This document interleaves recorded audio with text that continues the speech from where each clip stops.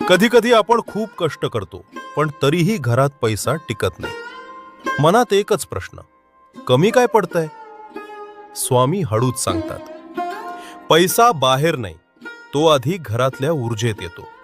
म्हणून हे 5 छोटे बदल करा. 1. सकाळी उठल्यावर मनात घाई नको. डोळे उघडताच फक्त एवढंच म्हणा, स्वामी आजचा दिवस सांभाळून घ्या. 2. घरात अन्न वाया जाऊ देऊ नका. अन्नाचा आदर हा लक्ष्मीचा सगळ्यात सोपा मार्ग आहे. 3. गुरुवारी कुणाला तरी थोडं दिलत ना, तर समजा तुमच्या घरी परत येण्याचा रस्ता उघडला. 4. संध्याकाळी दिवा लावताना फक्त दिवा लावू नका, मनातला अंधारही त्या दिव्यात सोडून द्या. आणि 5. नेहमी नाही म्हणणं थांबवा. जे आहे त्यासाठी